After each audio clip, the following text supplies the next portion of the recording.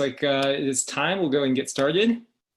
Hello, everyone. Thank you for joining and welcome. My name is Nick DeTulio, Education Coordinator of Colorado Nonprofit Association, and welcome to our final Assemble Colorado, presented today by Renny Fagan, Mark Turner, Tiffany Carter, and Carol Hedges. A couple things I'd like to mention. We're in a meeting format, as you see, so feel free to share your video. We'd love to see you. You can also, initially you'll be muted upon entry. Feel free if you have any questions or comments, you can raise your hand or hit the blue hand and you can come off of mute if you have a question. If you don't feel like doing that, you can just type any questions into the chat function. I'll be keeping an eye on that, so feel free to type in any questions or comments into there. And also a post-evaluation email will be coming your way, and that's my email, so feel free to respond back to that if you have any questions at all. I will first pass it off to Amber Cote. Thanks, Nick. Hi, everyone. I am Amber Cote. I'm the Director of Education and Service Enterprise for Colorado Nonprofit Association. Welcome to our final session in this 5-part series, Assemble Colorado. It's been a weekly virtual forum for nonprofit health, stability, and empathy during this shared crisis. For the past month or so, we've come together for real-time briefings and analysis of the state of the sector, where we've highlighted local and statewide perspectives representing the nonprofit experience.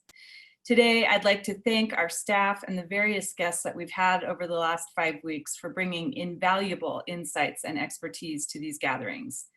You can find recordings of all the prior sessions on the Assemble Colorado page of our website. So if you're just joining us and haven't been to any of the other ones, or you've been to some of the other ones and knew how great they were, please feel free to go to our website and look up those YouTube links. Today, our Senior Director of Public Policy, Mark Turner, will lead a conversation with Tiffany Carter, the Policy Counsel with the National Council of Nonprofits, Carol Hedges, Director of the Colorado Fiscal Institute, and our President and CEO, Renny Fagan, to discuss high-level perspectives on current and national state policy efforts and budget cuts that will likely very much affect our nonprofit sector. And with that, I will hand it over to Mark Turner. Thanks, Mark. Thank you, Amber. Hello, everybody. Hope you're all doing well. I know we're probably all sick of hearing certain phrases and words like pivot and unprecedented and extraordinary, but I think part of the reason why we keep hearing those words is that they're often very appropriate.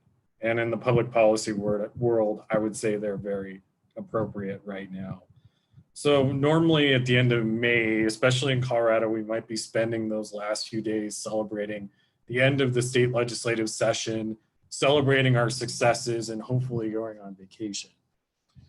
But earlier today, the Colorado General Assembly started their process of voting to move the 2021 budget bill forward, and about 40 other budget balancing bills to the House floor.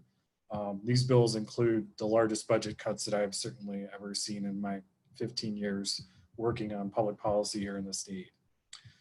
We've also at the federal level seen both parties and chambers come together in Congress to provide relief, however imperfect, to individuals and businesses impacted by COVID-19 and our sudden economic downturn. With respect to public policymakers, we're also seeing the nonprofit sector, both in Colorado and nationwide, stand up for the people that we are serving or that are being hit hard by this crisis, and also to stand up to be respected for the essential work that nonprofit organizations are doing to strengthen our communities.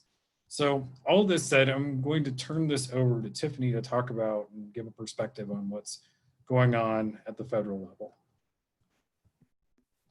Hi, everyone. And I think I have a siren going by my window just as I came on, so I'm sorry about that. But I'm happy to be joining with you. I went to CU for undergrad, so go Buffs. I'm a big Colorado fan. Any excuse I get to get back there, I take it. And I'm going to pause for 1 second. Okay, the ambulance drove by my window.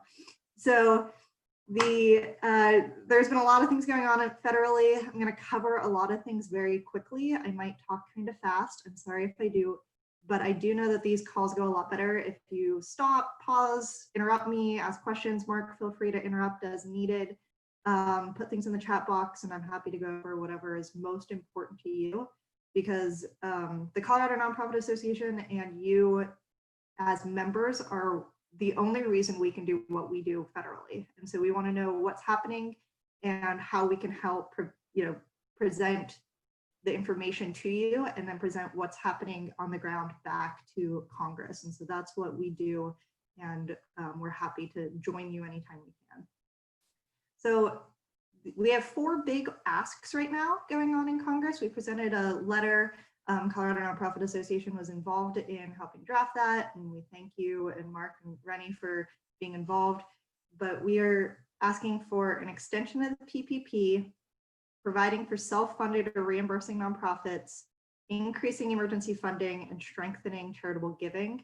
I'm going to go over all of those and kind of what's happening in the legislature right now and the bills that play into each of these. So feel free to stop me as it's happening. So first up, PPP, Paycheck Protection Program. Some people call it the 3 Ps. I'm sure some of you have applied for it, received it. If not, there's still funding available. You can still apply for it. But this was passed under the CARES Act about 2 months ago now. And it allows for funding for payroll, as I mentioned, and then other bills that you might be having. I have a first poll question. Is asking if you did apply for it, how easy was it for you to get it? So how was it working with your financial institution? Were you blocked? We've heard some horror stories, but we've heard some awesome stories with some community financial institutions. So you want to throw that poll question up. We're interested in seeing what happened. But while you're filling that out, we do have some updates on the PPP specifically and some questions that we know that you've been asking and we've been asking the SBA as well. So things like, how do I get the forgiveness under it? I can't get my workers back yet. I'm still closed. There's all these deadlines. What's happening? So I'm saying easy, medium, not sure. That's helpful. We'll take that back. We heard some pretty bad stories, so I'm happy that easy was at least answered on that. So last Friday at night at about 10:45 at night, Eastern time, right before the Memorial Day holiday weekend, the SBA put out this loan forgiveness guidance interim rule. It is actually law right now, but they have to put out for public comment period. But we've been waiting for this since they announced this program, and it's things that really affect you who applied. So I see that there's about 4 people, 4 out of the 7 who are on right now. And things that are in it that really affect you that we don't need to go into all the details, but might be helpful for you right now. They made it easier to determine the reference period and the covered period for the loan forgiveness. So it's still 8 weeks, which was what was initially under law, or 56 days, but they gave some examples on how to determine that. So you can look, this really matters for seasonal organizations, especially if, for example, you run a camp and you don't have the same amount of employees throughout the year. They showed how to determine the count of employees. So that determined how much money you got. And so whether it was full-time, part-time, how to make those kind of determinations. And then they did some clarifications on things that might have happened as an employer that wouldn't necessarily be your fault, or just how things go as an employer. So if you had to fire someone, for example, or if you tried to hire someone back and they declined the offer, those kinds of steps are laid out as well. And so you're not penalized for those things that happen just as employers. There's also some clarification when it comes to what is covered as payroll costs, the compensation. Big things that we heard, and so just wanted to hit them real fast. Bonus and hazard pay are included as payroll costs. So if you are looking to spend your money before 8 weeks is up, you can do something like give out bonuses or hazard pay, which just provides a little bit more cushion or flexibility as employers. They also clarified that it's a 2-year maturity date, which was a little confusing because we thought it was going to be a 5 or 10-year maturity date. We'll get back to that, but right now it's a 2-year. And then they kept the 75-25 rule, which is a 75%, 25% split, where you had to spend 75% of the loan on payroll costs in order to qualify for forgiveness. And then there's some math. I'm a lawyer. I'm not a math person at all, but there's some math in there on how to determine those kinds of calculations.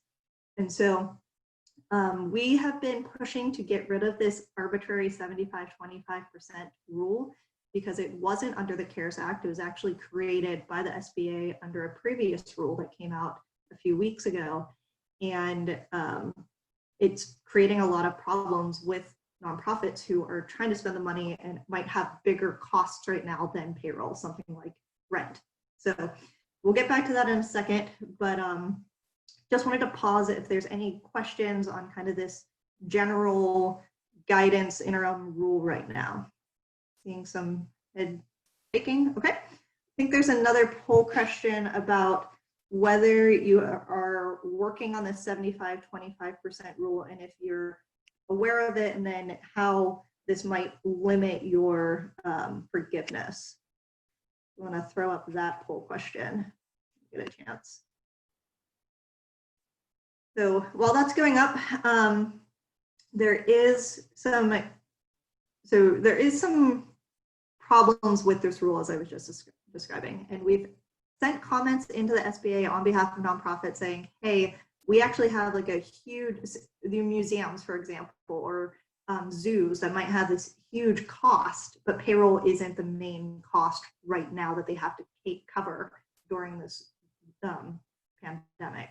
And so we've been asking to get rid of that in the comments, but there is some legislation that deals with it, and then other parts of this, of the PPP. So between the 75-25% rule and the other big thing, which is the deadline coming up to spend it.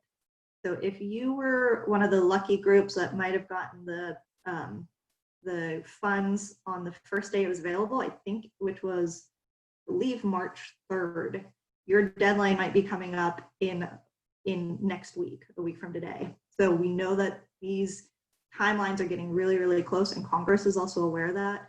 And so there's a ton of bills right now that would extend this program. There's actually one that was thought it might pass last week by unanimous consent. It didn't pass. That was by Senator Rubio down in Florida. And so there is a couple other bills I'm going to go over real quick that would deal with both of these two issues, the 75% split and the extension. So the poll question, which would be whether you have the 25% limitation would affect your organization. And so while we're filling that out, we'll go over some of these other bills. So first up, the Paycheck Protection Program Flexibility Act, the PPP Flexibility Act. This was introduced by Phillips out of Minnesota and Roy out of Texas, two states that don't normally work together a whole lot. And it's also bipartisan. So we're really focusing on bipartisan bills right now because they're the only things that are actually going to pass through Congress or have a real chance to pass. It would repeal the 25% rule and extend the deadline through the end of December, so December 31st instead of June 30th. That gives everyone a bigger cushion to get rid of, to spend the money they need to. Okay, so 100% says no, the 25%, okay. So I won't spend a whole lot more time on that since it's not a huge issue for you. But so this bill is currently in Congress and it's supposed to be voted on tomorrow in the House. It actually talked about voting on it today. That didn't happen. It's 6:15 here, so it's probably not going to happen. But just so everyone kind of knows what's going on here in DC, because it's crazy, is the House is voting. They might be voting by proxy. I think there's a lawsuit right now on whether you're allowed to vote by proxy. Congress is just kind of a mess on what they can and cannot do and what they want to and what they shouldn't do. A lot of it has to do with the average age of members of Congress physically being in the Capitol together, and then bringing in their staff and the worries about that. And so I think it would be different if the average age was 40 or 50, but the average age I think is in the 70s or 80s. So that is a very real thing that people don't really talk about, but people on the Hill are talking about. The Senate's also out of session right now, but they could come in for a vote. They have space to do a quick vote sometime in the next 2 days, but the House needs to vote on this first. So we think it's going to pass tomorrow. Probably not going to pass on Friday because the Senate probably isn't going to come back for it. And it might pass next week, which would give the people who received the funds maybe a day or two buffer, which is how tight we are right now. Things can keep changing, things keep pushing. There's a lot of partisan bickering right now, but that is the best bet for giving some flexibility for everyone who has received some PPP. So that is the bill that was introduced by Phillips and Roy. I'm not sure who were all the co-sponsors on it, but that is a bipartisan bill. There is also a Senate version of it that was introduced last week. It didn't get a vote, but the Senate version was also bipartisan, which is why this is the most likely vehicle. That was sponsored by King and Dane, so out of Maine and Montana. So that's the big bill right now that we're looking forward to. Couple other ones, the Paycheck Protection Program Extension Act. So we were just talking about the Flexibility Act. This is the Extension Act. That would extend the deadline by 8 weeks instead of 12, to 12 weeks instead of 24 weeks, which was under the flexibility, but it doesn't fix the 75-25 rule. The other one is the Restart Act. And so this was introduced by Bennett out of Colorado and Young from Indiana. And so this would fix some problems with the mid to large nonprofits. So the nonprofits within 500 to 10,000 employees, they were left out of the CARES Act. And so there was a lot of questions on how to help larger nonprofits. I don't know how many of you on the call right now might be in that bigger range. But this bill would provide some loan forgiveness, or provide some loans to them, but not provide for forgiveness. However, smaller nonprofits that have fewer than 500 employees, they would receive forgiveness based on how big they are. And so I know that Mark and Renny have been in great contacts with Bennett's office, and we thank them for all of the advocacy they're doing inside the state. But that's another bill that we're following. And then the final one is the Help Charities, Help Communities Act from Representative Beatty out of Ohio. And this would also deal with the larger nonprofits between 500 and 1,000 employees and provide some forgiveness. So if you are in this bigger category and you didn't get PPP loans, there may be some help for you for that. So is there any questions on kind of those big bills that we're following right now when it comes to the PPP? All right. I like that you're responding, so thank you for that. It makes it a lot easier, not just talking into a brick wall. The HEROES Act, this was passed 2 weeks ago. This was the $3 trillion huge, massive bill that the Democrats in the House came together. They called it the wish list. They said that they had to trim it, and so they wanted to spend $4 trillion, but they only spent $3 trillion.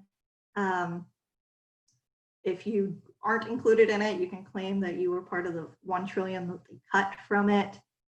We know that it is a Democratic wish list, and we know that it's being a partisan ploy, but there's going to be some action on it at some point. Some people call it the CARES 4, some people, or CARES 2.0, phase 4, it's all these different things, but that's kind of the next thing after we get this extension for the PPP loans. And then I'm going to cover a last couple things really quickly, just so that I know that there's some time for questions. But unemployment insurance. So this is the second ask that we have. Are anyone on the phone, are you reimbursing employers? If so, please feel free to chat that or give a nod in the box. This is a huge issue for those who are reimbursing employers. So if you, instead of paying into the unemployment insurance fund, but you reimburse the state full costs for unemployment, under the CARES Act, there's only a 50% coverage. And so there is some horrible DOL regulations that came out a couple weeks ago. We called them breathtakingly cruel. We are now on record saying that because we feel that. And so they're calling for these reimbursers to have to pay 100% of the cost and then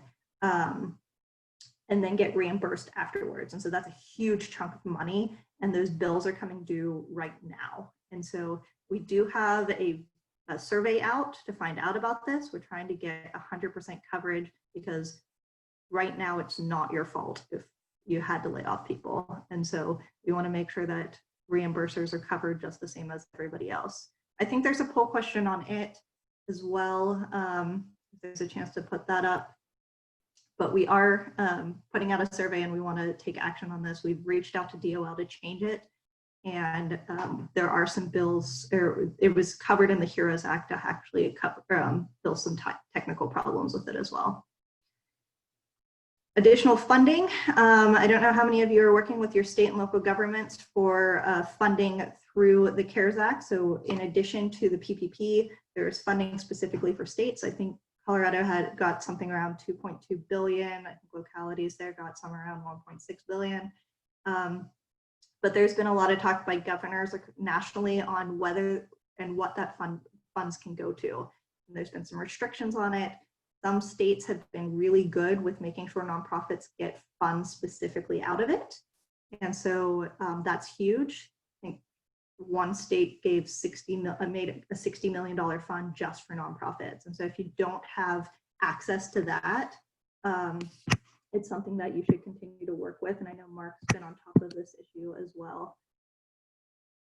And then the final thing I wanted to cover is charitable giving. And so under the CARES Act, let's see, oh, sorry, let's go back to self-insured nonprofits. One of you are, okay. So doesn't seem to be a 1 out of the 4. Okay, great. So if you are that one person, we are fighting for you, and we are hoping that you don't have a massive bill coming soon that we can maybe push back a little bit. But it is a big thing. It's something like 100,000 nonprofits across the country are facing huge bills from it. So the last thing I wanted to talk about is charitable giving. Under the CARES Act, there is a non-itemizer deduction for $300 for donations to your organizations. Whether you claim the standard deduction or you itemize, you can receive a $300 charitable deduction for 2020. That isn't very much money.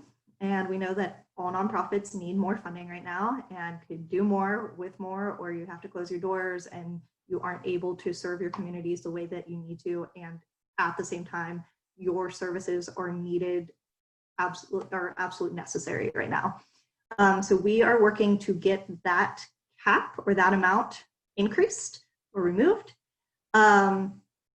We have an event coming up on June 2nd. Mark, I think, I know that Mark has the invitation for everyone, but you are welcome to join. It is with 6 senators. This has never happened before. It's 3 Republicans and 3 Democrats who normally wouldn't get along on anything, but they have all come together to champion a non-itemizer charitable deduction so that you can receive more money from your donors who can also get a tax deduction for it. That call is on June 2nd at, I believe, 3 o'clock, 3 o'clock Mountain Time, 5 o'clock Eastern. And it is with Langford out of Oklahoma, Lee from Utah, Scott from South Carolina, Coons from Delaware, Klobuchar from Minnesota, and Shaheen from New Hampshire. So they'll all talk about charitable giving and the need to support nonprofits right now. and hopefully increase that amount. We think they'll be pushing for something around a $4,000 amount cap, but we'll see. Regardless, it's more than the 300 that is right now. So those are the big things I had to cover. I know I went over a teeny bit of time. There is a comment, we're too small and do not have unemployment insurance. That's understandable. If you do find that bills are coming due, please let us know. Or if you're being on the hook for things that you normally wouldn't be on the hook for.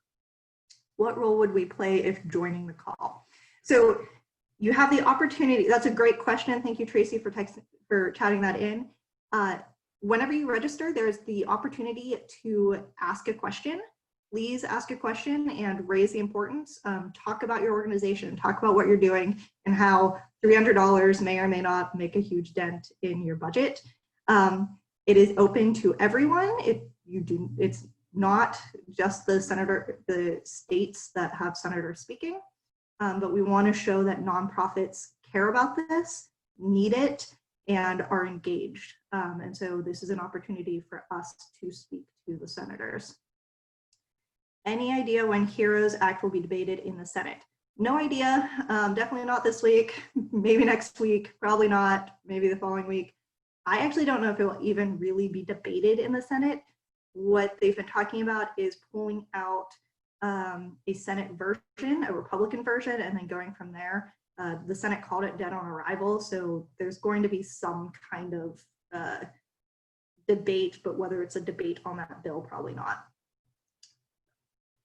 All right, and they put in the registration link. Thank you. So I am happy to stay on the call if anyone has any other questions, but those were the big things I wanted to cover. Thank you, Tiffany. And we'll have some time at the end to kind of go over some of these questions and talk a little bit more about what Colorado Nonprofit Association is doing and what you all can be doing on these issues to stay in the loop and to take action. So I want to turn it over now to Carol to talk about the state perspective.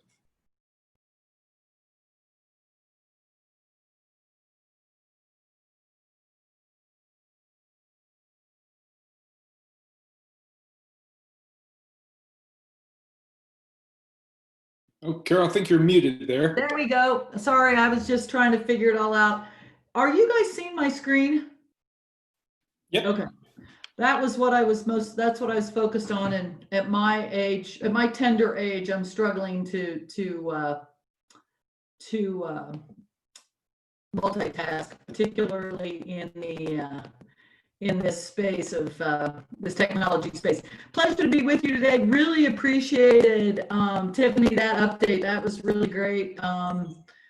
Obviously, what's going on in Washington is really important to what's going on in the state budget and what's happening in the budgets of nonprofits. And so as a member of the Nonprofit Association, really appreciate the update.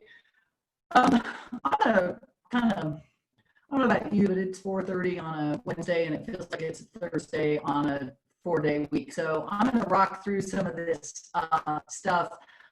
But again, please jump in with questions. And I am terrible at looking at chat at the same time I'm doing my presentation. So if someone can tell me if there's a question, I'd really appreciate it. Just interrupt me. So I want to start with this notion. And this is a simple idea, but it's something that I think is getting missed in much of the discussion about what's going on and the impact of the pandemic on the ability of our government institutions in particular to move forward. So I see this, I call it an equation of need. I don't know why, but that's the way I think of it. It has 3 parts.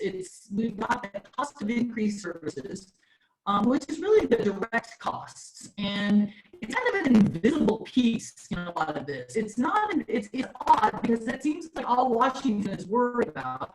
But when you get to the state level, it is seems to be the least of people's worries because we're more worried about other parts of the formula.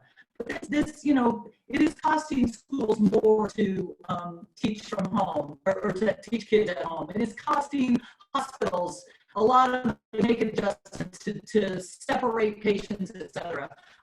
There's just a lot of costs that would not be incurred but for the fact that we're in the middle of a health pandemic. And I'll talk a little bit more about that in a minute. And really with this, we don't know how much. I've really tried to push on a lot of the state budget folks to give me some idea. And the best I've gotten is somewhere between $700 and $800 million, give or take $300 or $400 million, which, it's not a very satisfying answer to somebody who likes to do data analysis. That's a big number. And we don't talk about that number very often. The big piece, I think what's really people are focusing on right now, because the Joint Budget Committee is in the middle of the discussion along the bill, is the decrease in tax collections. And I'm going to talk about this in some in depth in a minute. But there's also a third part, and that is sort of what do we do with what are these other costs that are, or stimulus that restart?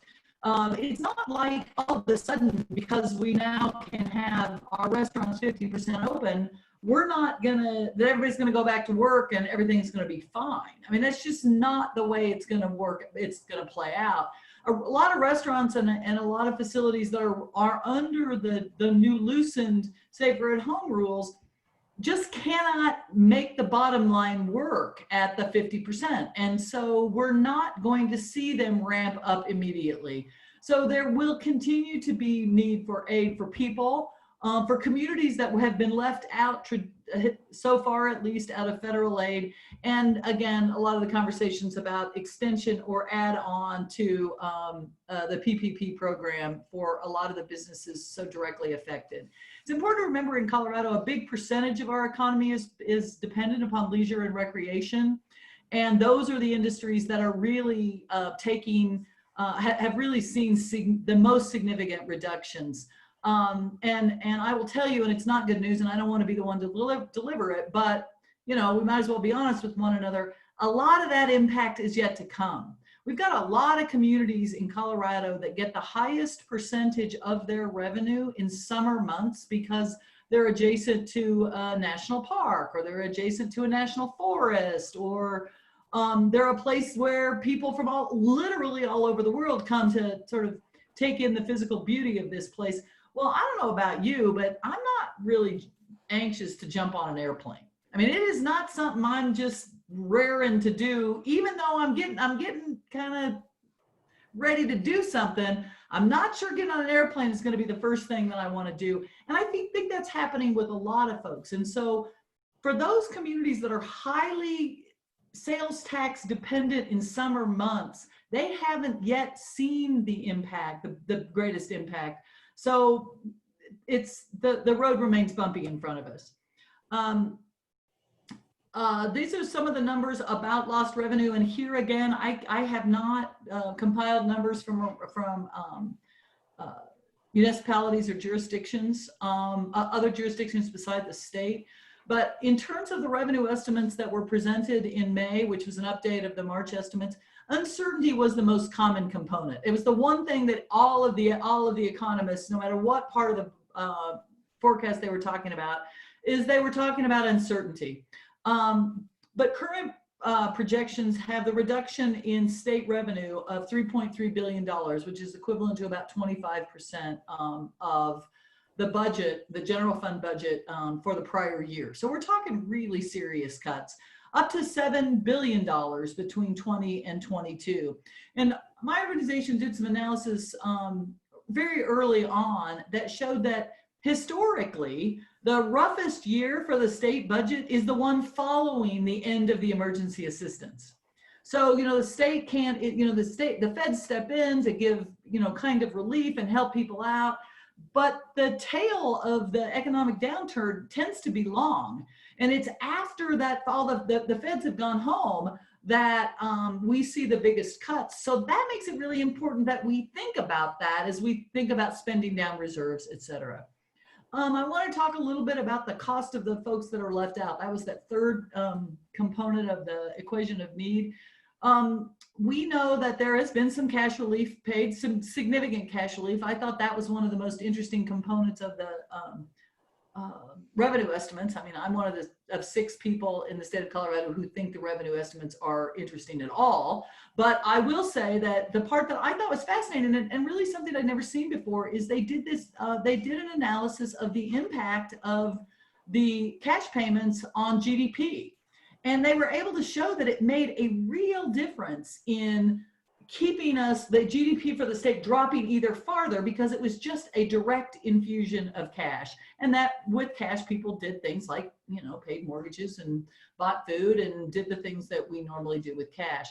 However, not everybody was eligible for those cash relief payments. Not all taxpayers got tax relief payments, particularly ITIN filers, which tend to be mostly immigrants.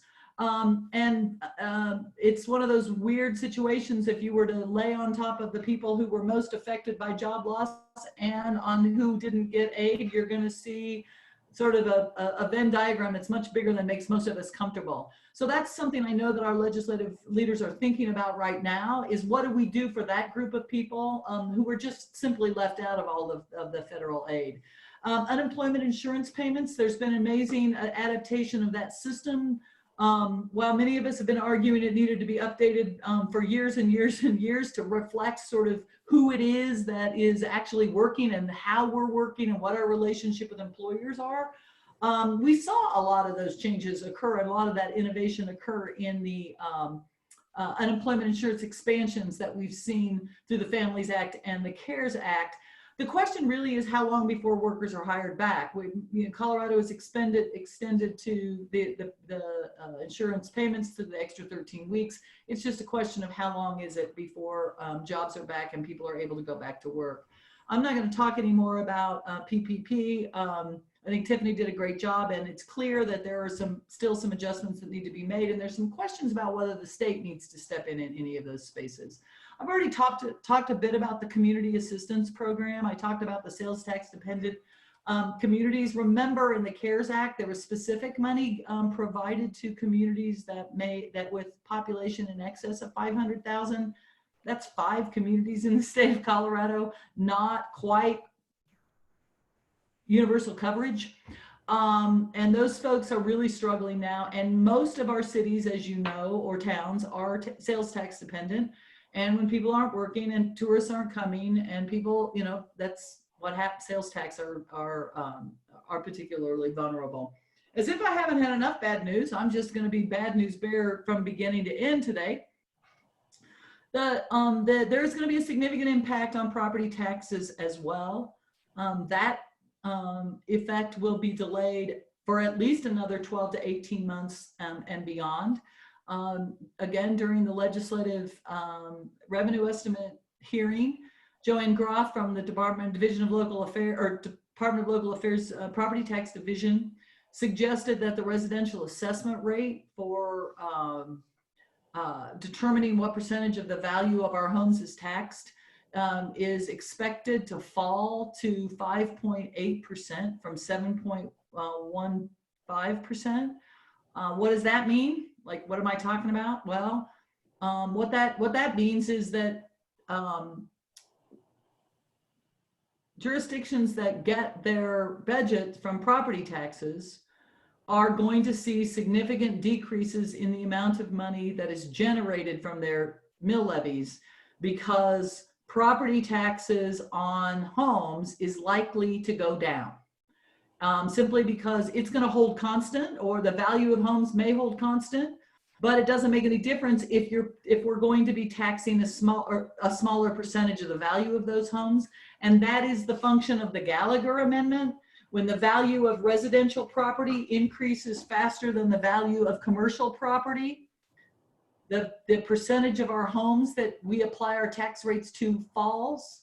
We're going to see that reduction has the potential to be really harmful for school districts and all kinds of special districts that are property tax dependent. I will say, I think that may be one of the pieces of legislation that's going to come out of out of this extended session. I would not be surprised at all if there isn't a measure to repeal the 45-55 rule in Gallagher. And that would be referred to the voters for the November election. If you don't have any idea what I'm talking about, we can come back to that. But I do think it's going to be significant. I do think there's a significant possibility that the reform will be referred to the ballot to avoid this longer term tail on property taxes. Federal assistance, as I've mentioned a couple times, has been really essential, but it's just inadequate. We've added up everything we're getting through CARES and what we think we're getting through family, and we're looking, our Families First, and we're only looking at about $2.5 billion. We have a shortage of only one part of the equation, at $3.3 billion. So you can see the magnitude of the gap. There is being a lot more is being discussed. Again, thank you, Tiffany, for being a typical Washington type and say there's a problem and we don't know when it's going to be dealt with or how we're going to solve it. I'm not going to blame you. It's just the way it is. We know it's being discussed. We don't know how much. It's hard to budget to that. And so that's really put a lot of our budgeters in a significant problem. The state savings has increased over the last few years. We learned a little something coming out of the last recession and have actually built reserves. I was just doing some research today that when we entered into the recession in 2009, our statutory reserve was less than 4%. Today it's at 7.25%. We budgeted that. That means that's money we expected to get that we didn't appropriate. That was really helpful.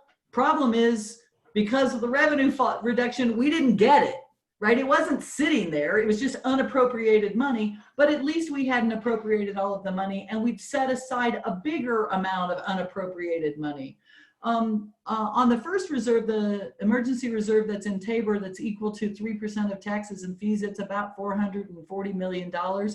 It's currently made up of both property and cash that could easily be converted into a cash situation. One of the problems with this one as a real savings account is it has to be repaid every year. Now, I don't know about you, but in my own budget, when I put money away to travel or to, upgrade the bathroom or, put in a new backyard or whatever it is that I'm saving for, I put that money away to spend it.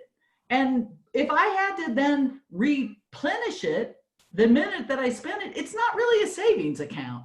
And so it's hard to count that emergency reserve as really helpful or a cushion for the problems that we're facing now. And again, the most important year for these reserves is the year after the recession, the year after federal money goes away. There is, if you remember, those of you, Mark, you're barely old enough to remember. Renny, you're old like me, you remember. When we did the, back in 2009 and we did the Dirty Dozen, the question is like, can we do that again? Can we close a bunch of tax loopholes? Tax expenditures are things that are special treatment that we give to certain taxpayers. There's some things that, we could do without, either for a short term or long term, maybe $200 million of those things. And I will tell you, there's going to be a lot of disagreement about this. What I think is something that could be given up, if it's a tax credit that you're getting, you don't think it should be given up. So I don't know how much of that $200 million the legislature is actually going to be able to access in the shortened session that they had. One of the things we know is that Colorado simply can't afford to cut any more cuts. We're still $500 million below where keeping up with inflation for investments in our schools. We're still almost $400 million below per pupil, per student funding for higher education since the last recession. We've been doing without or doing more with less for so long that we're really at the tipping point, or maybe the breaking point in many of our services. We really need everyone pulling for all kinds of new revenue. And that's why I'm excited to hear about sort of what's happening federally, because that's going to be an important part of the equation, as are the other things that we're talking about. There is one other option that's on the table, and quite frankly, I have to admit that I'm pretty proud of what I've seen happen over the last few weeks. The Tabor Amendment, I think all of you know what the Tabor Amendment is. It has a component that looks like it would have let us raise a tax without voters' approval in an emergency situation. Seems like this is kind of an emergency. Of course, in Tabor, it can't be an economic emergency because that would mean that it would be rational to have more tax revenue. But needless to say, Tabor says that there is an emergency, but it can't be economic conditions. Well, arguably, this isn't an economic condition. This isn't why have economic shortages. It's because we have a health crisis. So I think we kind of make it through the loop of it is an emergency. Now it requires a 2/3 vote in both houses. Occasionally happens, right? Working hard to get it to happen. There was just a letter sent to the legislature and the governor's office that had over 130 organizations signing on, asking people to vote on an emergency tax. We'll see what happens. We have to deplete those emergency reserves, as I talked about. We can do that. That's a relatively easy thing to happen. And that tax only would remain in place through the end of November of 2020. So it would be basically 5 months of additional revenue, which some people think isn't, doesn't seem like very much, but the right kind of tax, you could raise $600 or $700 million, which would put a significant dent in some, would protect us from a lot of cuts. Again, I'm not going to talk about that slide. I'm not going to talk about that slide. One of the things that we hear is that there's a lot of, it's going to be challenging to design and pass a balanced budget. There's just no doubt about it. I always have a lot of respect for elected officials. I like to spend a lot of time telling them how they could do their jobs better, but I will tell you that I have never had the strength of character or the commitment to run for office. Renny, thank you. Renny's a former elected official. It's going to be challenging. It has been challenging. And it's going to be worse because they're getting the crap beat out of them by everybody as these budget cuts become real. But the question is, will the state be able to help communities recover, or are the cuts that we're gonna have to make further depress local economies? And I think that's why it's so important, and I think that's why so many people are jumping on the bandwagon of the emergency tax. The idea of, isn't there something we can do?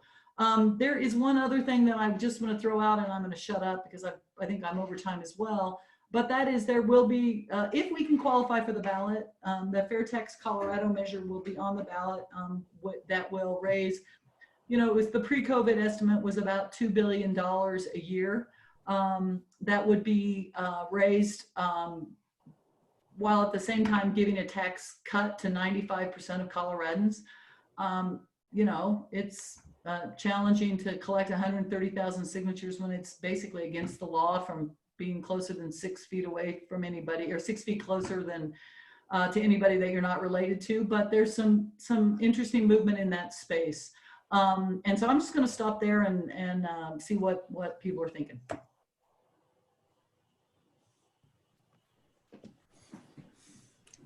Carol, I wanted to ask a quick question of you. I think it's our tendency of some advocates, whether we're working on public policy or serving clients, to try and fix what's broken. But I'm wondering what you think is gonna, what are some of the silver linings or positives that you're seeing and how we're responding to this situation? Mark, you always ask tough questions, and that's a really hard one. I think that the state of Colorado is doing I think people are really committed and to one another, and for the most part are really worried about people's health and are being rational for the most part. But again, one of the things I realized about this is rational is completely dependent upon how you view this whole thing, right? I don't see any positives to the budget. I think we've rendered all the fat out of the budget. I've heard that crap for so long, I can't even stand it. Oh, we just need to do more with less. Oh, we just need to tighten our belt. Oh, we just need to share a little bit better. Well, we've done all that. We've been doing all that for, however long. My organization tracks economics, and it was just recently, literally within, I think, Q3 of 19, that we got back to the income levels for the middle income that we were before the recession. So it's like, we haven't, that hasn't been great. I don't know, Mark. Do you have any ideas? I'm not seeing a lot. I mean, I personally think it's great that we're slowing down and that, you know, I like spending more time at home, and I've realized that we could, in fact, run an organization with a lot less overhead, right? You know, we could run an office with a lot less space than we have. What does that do to the commercial real estate market? That's not a good thing. So I don't have a very good answer for you, Mark. Sorry. Well, appreciate that. I appreciate the honest perspective. I think, Carol, it's Yeah. Renny, I could follow up on that. One of the thoughts that we've had at the association is that because of the drastic nature of the cuts, whether they affect nonprofit contracts or the people nonprofits serve or their own families, particularly schools, that the connection between public funding and public services will be much more visible and personal than often in these kinds of budget cut debates. Do you feel that's a possibility? Yeah, and I'm sorry, that was the obvious answer that I just like missed completely. I'm sorry. Yeah, I mean, you know, I've been part of an effort to get people to understand that public investments build and support the thriving communities that we all want to live in for 25 years, right? And there's always the yes, but, you know, if the schools just didn't have quite so many administrators, you know, if nonprofits didn't spend quite so much money on overhead, you know, whatever. And I think there is a possibility that I think it's become abundantly clear to people that the role of collective investments is important. Whether it's through the healthcare system. I mean, I think that parents who are been homeschooling their children would do what they could to vote for increased teacher salaries because they just realize how hard it is to manage their own kids. Thanks, Tracy, for the big nod out there. You know, it's like, oh shit, you know, that's real work those people do. And so I'm hoping that translates, but the reason I didn't go there immediately is one of the things that is super powerful is this notion of economic well-being. And I think we're in a great position with our Fair Tax Colorado measure because we're asking for a tax increase that 95% of Coloradans don't pay, right? Because I think that people are feeling nervous and scared. You know, my husband and I, neither of our kids have lost their jobs. John and I haven't lost our jobs. Our portfolio, you know, our retirement, we're trying to retire someday.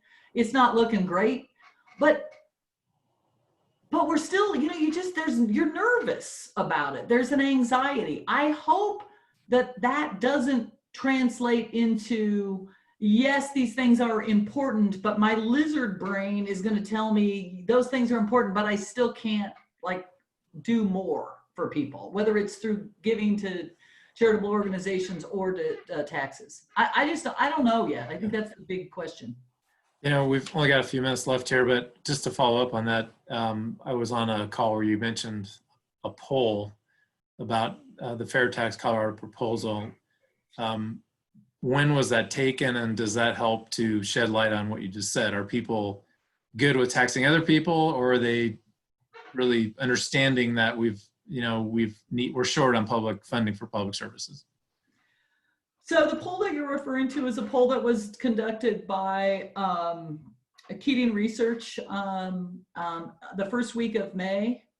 And the question was asked, which do you prefer, cuts in public services like education, transportation, and health services, or taxing high income or wealthier individuals? And it came out 68% of all Coloradans preferred taxing wealth or higher income to cuts in public services. And that's pretty shocking because, and the thing that was the most interesting about it is, I don't know, y'all pay attention to polling. So I'm going to use crosstabs. You know what crosstabs are? It's when you break down like the demographic characteristics. Like when you get a poll back, you're trying to do this sample to make sure that everybody is like evenly or appropriately represented. And then they break it down and they'll say this person, you know, this is a African-American woman who lives in an urban area who identifies with the Democrat Party or, you know, whatever. And then they do a bunch of analysis. They're called crosstabs. And looking at the crosstabs for the first time, literally in the 25 years I've been doing this work, 51% of Republicans supported increasing taxes over cutting government. And that truly is shocking. And the only thing that's more shocking about it to me is that I've seen two polls since then, one that got that number at 70 and the other one got it at 71%, still with a majority of those who identify as registered Republicans saying that they prefer tax increases versus reductions in, you know, additional budget cuts. I will say, however, because the Tabor Amendment requires weird language to start all ballot measures, you never know. And when we actually poll our actual language, we're still under 60% support. But it now becomes a question of, can we have, you know, advocates in community talking to people about what this really means and get past that shouting language at the beginning about, you know, is it going to raise $2 billion? Well, it's going to raise $2 billion, but it's only going to tax 5% of the population. But you got to read a long way into the title to get there. It's good news. It's definitely good news. And I'm sorry that I didn't even pick up on that. I've been in the middle of budget cuts so far that I've been worrying about, you know, not having children's basic health programs and extended waiting lists for folks with physical and intellectual disabilities, and I just was struggling really hard to find anything good to say. Sorry about that. All good. Well, I know we're getting a little short on time, so if there's anyone who has a nice burning question, please unmute and ask that now before we wrap up.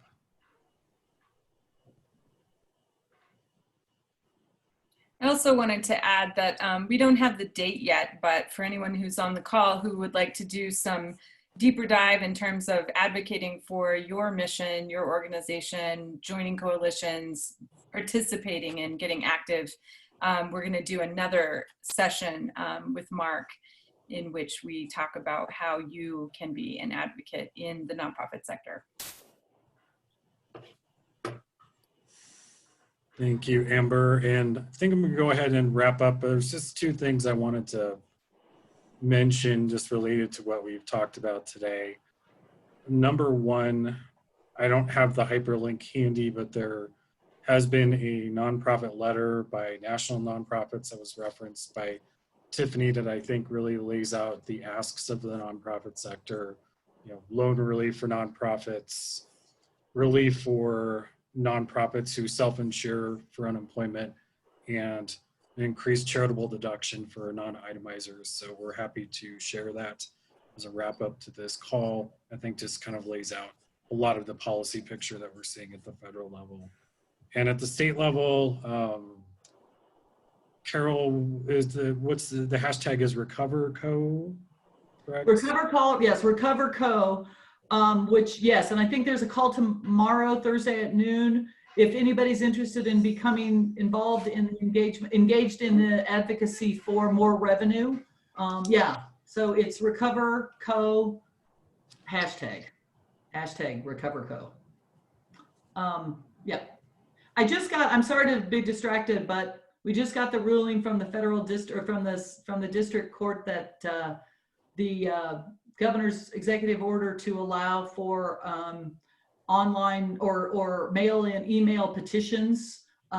They just threw the suit out that was objecting to it. So as the judge had called himself a bump on the road to justice, So we're still get appeal to the Colorado Supreme Court, but it at least is a step in the right direction. Love to have you all on the call tomorrow about emergency taxes, and reach out to your legislator. And if you've got a part of your budget, I didn't ask my poll questions because I'm an idiot, but if you haven't reached out to your legislator and your budget is going to be affected by budget cuts, please do. Just explain to them what it's going to mean, how the services that you provide in your community are going to be adversely affected by these cuts, because they really do need to know, because I can almost guarantee to you they don't make those connections right off the top of their heads. Thank you, Carol. An important call to action. And, let's thank Carol and Tiffany for joining us and giving their time today.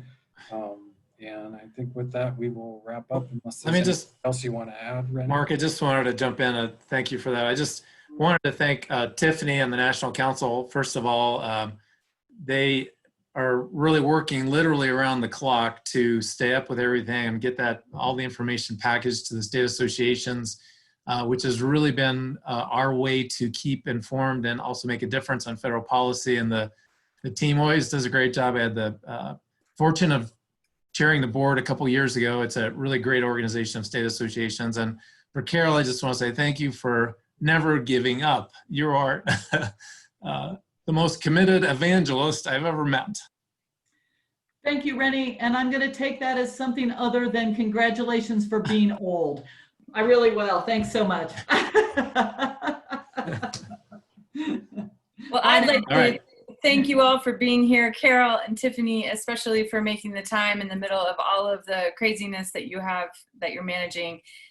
What you have contributed today is just such a beautiful, perfect, energetic, even though it was a lot of heavy, it was a perfect way to wrap this series. So thank you so much for your time and expertise. I can't thank you enough. And for everyone else, we'll be sending out a YouTube link to this video. Please share it. And thanks, Renny and Mark as well, and all of you for being here. Bye now. Thanks for having me. If you want more of this stuff, we're doing a Pies and Charts, which is the CFI's annual mid-session event. Normally we serve slices of really great pie and coffee like you're in the basement of the Methodist Church in Topeka, Kansas, which is where I came from. Can't do virtual pie, but I have my own piece of pie right here. We're encouraging folks to join us. We're going to be talking more about the budget. So if you're interested, you go to CFI's website, www.coloradofiscal.org. You can get the link, and we'd love to have you join us. Thank you.